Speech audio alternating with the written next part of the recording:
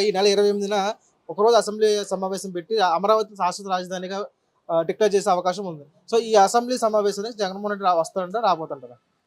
అసలేమికి రాని జగన్మోహన్ రెడ్డి, ధైర్యం లేని జగన్మోహన్ రెడ్డి గురించి మాట కూడా అనవసరం. జగన్మోహన్ రెడ్డి గారు, చంద్రబాబు గారు ఒకటే మాట చెప్పాడు, ఒకటే రాజధాని అమరావతి, ఏకైక రాజధాని అమరావతి. రాష్ట్రాన్ని 3 ముక్కలు ఆడేసిన జగన్మోహన్ రెడ్డికి రాజధాని గురించి మాట్లాడే హక్కు లేదు. అందుకని తలెత్తుకుని సిగ్గు ఉంది కాబట్టి, సిగ్గు లేకపోతే వస్తాడు, సిగ్గుంటే రాడు. అంటే గతంలో 2014 చూసుకుంటే గనక అమరావతిని అమరావతిని రాజధానిగా నేను అంగీకరిస్తున్నాను. 30,000 ఎకరాలు కాదు, 35,000 ఎకరాలు కావాలని చెప్పి ఆయన తీర్మానం చేసిన అసెంబ్లీ సాక్షిగా. తర్వాత ఆయన గెలిచిన 2019 గెలిచిన తర్వాత 3 రాజధానులు చేస్తానని చెప్పి మాట మార్చారు. ఇప్పుడు మళ్ళీ మొన్న చూసుకుంటే సజ్జల రామకృష్ణారెడ్డి గారు మేము అమరావతికి కట్టుబడి ఉన్నామని అన్నారు. అంటే 3 విధాలుగా 3 సార్లు 3 మాటలు మాట్లాడుతున్నప్పుడు ఇప్పుడు అమరావతిని శాశ్వత రాజధాని డిక్లేర్ చేసే ఈ యొక్క సమావేశాల్లో వాళ్ళ పాత్ర ఎంతవరకు ఉంటుందండి? అసలు ఏముందా, ఒక వైఖరి ఉందా? వైసీపీ పార్టీకి ఒక వైఖరి ఉందా? 3 ముక్కలు ఆడేశాడు రాష్ట్ర ప్రధాని. నేను మా అబ్బాయి చదువుకుంటే మా రాష్ట్ర రాజధాని ఏంటని అడిగితే తెలియ చెప్పాలని పరిస్థితి తీసుకొచ్చాడు జగన్మోహన్ రెడ్డి. మా రాష్ట్ర రాజధాని ఏంటంటే ఇవాళ మేము చెప్పగలం అమరావతి అని. గత ప్రభుత్వంలో ఎవరైనా చెప్పగలరా పిల్లలు? కాబట్టి జగన్మోహన్ రెడ్డి 3 ముక్కలు ఆడేశాడు. 3 ముక్కలు ఆడేసిన ముఖ్యమంత్రి ఎవడున్నాడంటే జగన్మోహన్ రెడ్డి. కాబట్టి అలాంటి ఆడేసిన ముఖ్యమంత్రి, అలా ఆడేసిన పార్టీ అభిప్రాయానికి విలువ లేదు. అది నువ్వు ఓకే చెప్పావు, మరి ఎందుకు 3 ముక్కలు చేసావు? పరిపాలన రాజధాని, అసెంబ్లీ ఒక చోట, పరిశ్రమలు ఒక చోట, ఎన్నో చోట, కోర్టులో చోట. దేనికి ఇది విదేశీ పరిపాలన అనుకుంటున్నావా? ఏదో దక్షిణాఫ్రికాలో జరిగినట్టు జరిగింది అనుకుంటున్నావా? ప్రపంచంలో ఎక్కడా లేదు అంత మేధావి జగన్మోహన్ రెడ్డి. అందుకని ఆ మేధావి మాకు వద్దని జనం దండం పెట్టారు. మళ్ళీ ఇంకోసారి జనం దండం పెడతారు. కాబట్టి ఏకైక రాజధాని చంద్రబాబు గారు మళ్ళీ చెప్పారు, మా ప్రభుత్వం వచ్చిన తర్వాత అమరావతి రాజధాని కట్టుబడి ఉన్నామని చెప్పారు. దానికోసం నిలబడతారు, దానికోసం పనిచేస్తారు. అమరావతి శాశ్వత రాజధానికి అమరావతి డిక్లేర్ అయిన తర్వాత సో మన రాష్ట్ర పరిస్థితి ఎలా ఉండబోతుంది? అమరావతి పాడికొండ రాష్ట్రానికి రాజధాని ప్రకటించిన తర్వాత పరిశ్రమలు వస్తాయి, అభివృద్ధి జరుగుతుంది, నిరుద్యోగులు, రైతులు, విద్యార్థులు, మహిళలు, అన్ని వర్గాల ప్రజలకు అభివృద్ధి అవుతుంది, ఉపాధి జరుగుతుంది. అభివృద్ధి పరిశ్రమలు వస్తే కదా అభివృద్ధి కనబడుతుంది. కాబట్టి ఆ రాజధాని అంటే పెడుతుంది ఆ పరిశ్రమ. నీవు జగన్మోహన్ రెడ్డి టైంలో పరిశ్రమ ఎందుకు రాలా? రాజధాని లేదు, ఎక్కడ పెట్టాలి? కాబట్టి అమరావతిలో పరిశ్రమలు పెట్టడానికి ముందుకు వస్తున్నారు. ఆ రకంగా కేంద్ర ప్రభుత్వం సానుకూలంగా చర్చ జరిగాయి, ప్రకటించబోతున్నారు. ఆ రకంగా నిధులు కూడా తీసుకురావడం ముఖ్యం. చంద్రబాబు గారు నిధులు తీసుకురావడం కోసం ప్రయత్నం చేస్తారు. అందరూ సహకరించి రాష్ట్ర అభివృద్ధి సహకరిద్దాం. అసెంబ్లీ 28న ఒకరోజు అసెంబ్లీ పెడతా ఉన్నారు. అసెంబ్లీ పెట్టి అమరావతి మీద బిల్లు పాస్ చేసి తీర్మానం చేయబోతా ఉన్నారు. సో అసెంబ్లీ పెట్టడం వల్ల జగన్మోహన్ రెడ్డి వస్తారని అంటారు. రావాలండి కంపల్సరిగా ఆయన. ఎందుకంటే ప్రజలకు ఇప్పుడు అసెంబ్లీ అంటే బిల్లు పాస్ చేయడానికే కదా, మరి వచ్చి ఆయన గలం ఇప్పాలి కదా. 3 రాజధానులు అంటున్నారు, మరి 3 రాజధానుల పరిస్థితి ఏంటి? ఆయన మరి బిల్లు పాస్ చేసే ముందు ఉండాలి కదా. మరి ముఖ్యమంత్రి అవుతాను, ప్రజలకు మేలు చేస్తాను అంటున్నాడు కదా, మరి వచ్చి సమాధానం చెప్పాలి కదండి. అంటే 3 రాజధానులకు సపోర్ట్ చేస్తారంటే అమరావతి సపోర్ట్ చేస్తారని మీ ఉద్దేశం? అదే అర్థం కావట్లేదండి. మరి ఆయన రావాలి అసెంబ్లీకి మాట్లాడాలి. మరి ప్రజలకి ఏం చేస్తాడు, రాజధాని పరిస్థితి ఏం చేస్తాడు ఏంటో అర్థం కావట్లా. ఆయన వచ్చి మాట్లాడాలి. ప్రజా సమస్య మీద చేస్తాడా, రాజధాని పరిస్థితి మీద చేస్తాడా, అభివృద్ధి కోసం మాట్లాడతాడా? నాలుక ఉందని చెప్పి ఇష్టం వచ్చినట్టు మాట్లాడతాం కాదండి. సమాధానం చెప్పాలి వచ్చి. అంటే గతంలో చూసుకున్నప్పుడు కూడా 2014లో నేను అమరావతికి అసెంబ్లీకి రాజధాని కూడా సపోర్ట్ చేస్తా ఉన్నాను. తర్వాత ఆయన గెలిచిన తర్వాత రాజధాని మాట పక్కన పెట్టేసి 3 రాజధానులు చేస్తారని 5 సంవత్సరాల పాటు కాలయాత్న చేశారు కదా.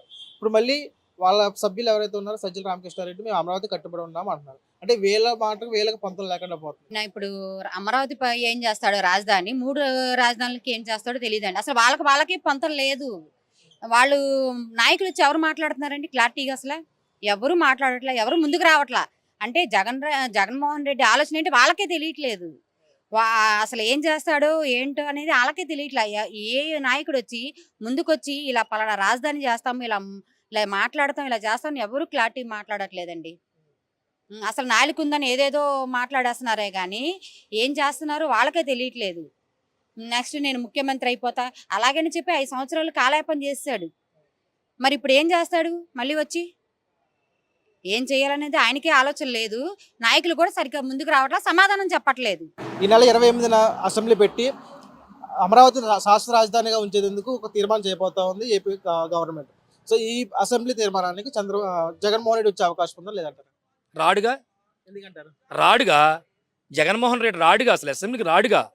ఇప్పుడు ప్రజా సమస్యల మీద పోరాడాలని అనుకున్న వ్యక్తి అయితే అసెంబ్లీకి వస్తాడు.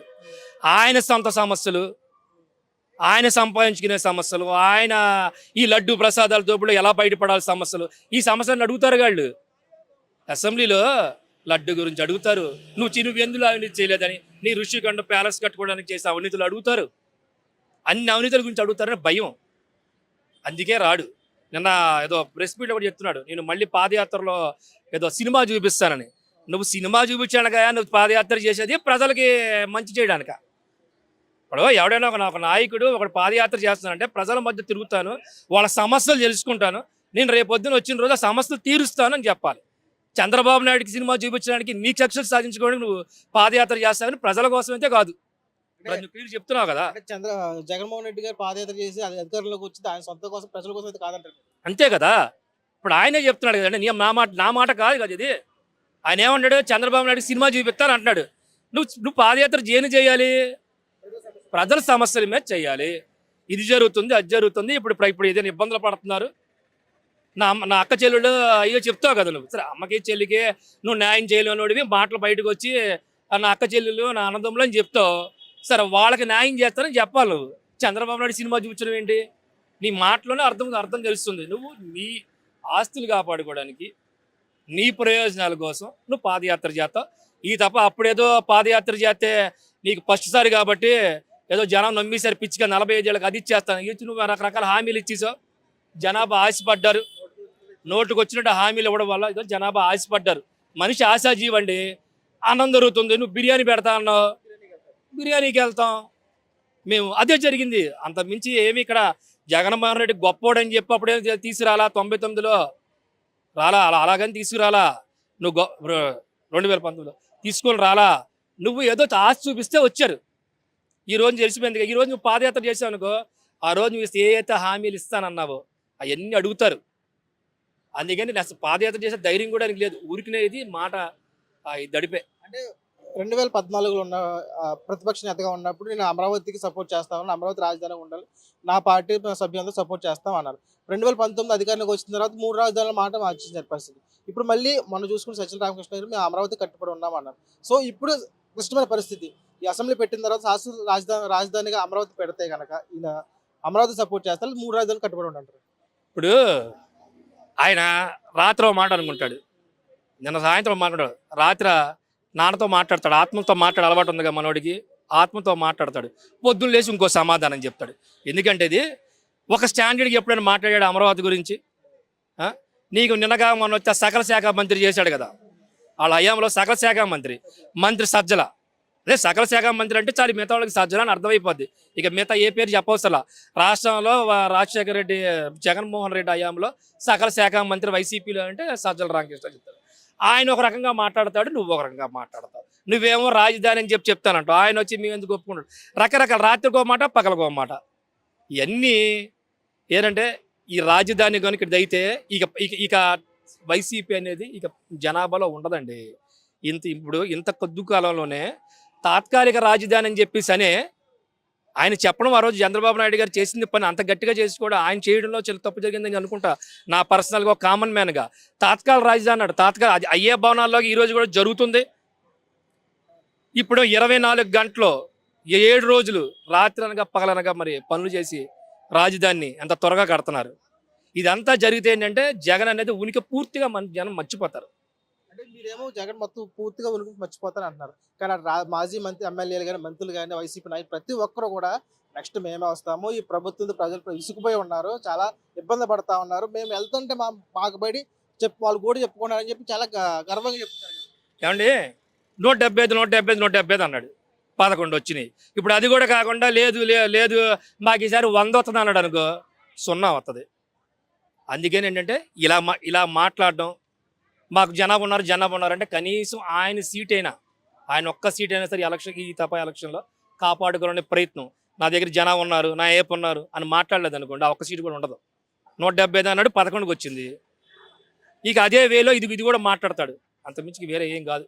ఇప్పుడు మళ్ళీ అమరావతిని శాశ్వత రాజధాని చేసిన బిల్లు తీసుకొస్తా ఉన్నారు కదా, రేపు 28న అసెంబ్లీ పెట్టి బిల్లు శాశ్వత రాజధాని చేస్తా అంటున్నారు.